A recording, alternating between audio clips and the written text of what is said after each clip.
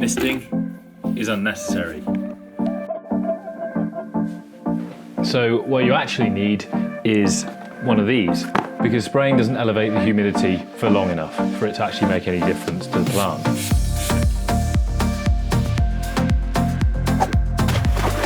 A lot of houseplants are from the tropics, so they require pretty high humidity in your house, particularly in the winter, because cold air can hold less moisture than warm air.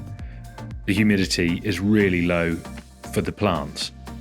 So I haven't opened this yet.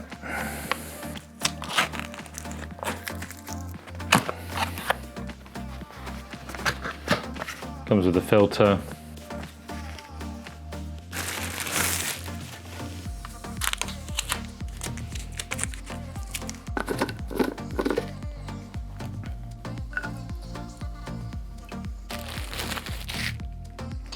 Mini USB.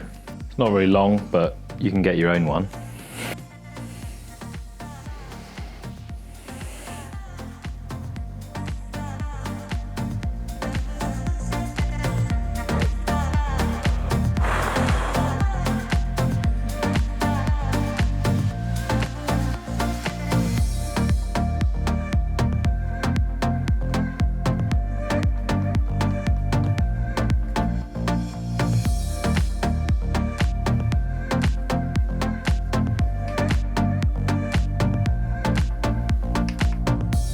One press for constant, another press for intermittent, and another press to turn it off. It's now happily pumping stuff out.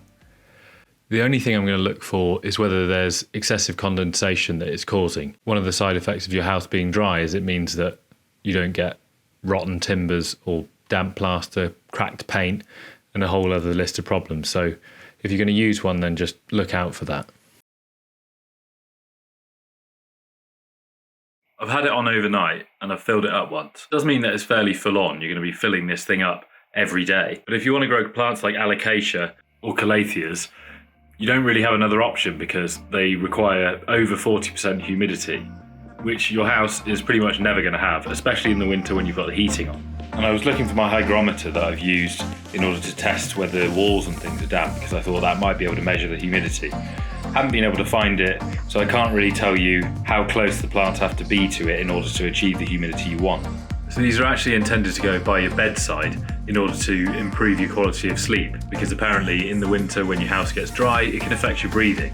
So they're not really intended to be around plants, but I think that it should make a fairly significant difference to the local humidity. I don't know how far it'll stretch. If you've got any experience with that and you know how far away from the humidifier you'd need to put the plants in order to affect them, then let me know in the comments. I hope this has been useful in helping you make the decision as to whether you should get a humidifier. I can't answer all of the questions because I've only had it for a day, but I'll let you know the results of how it affects the plants that are nearer to it, whether it improves their growth, although they're not going to be growing that much over the winter anyway. The next video that I've got planned is one that are just some learning points about houseplants, so let me know if this is the sort of content you're enjoying and interested in, and I'll see you again soon.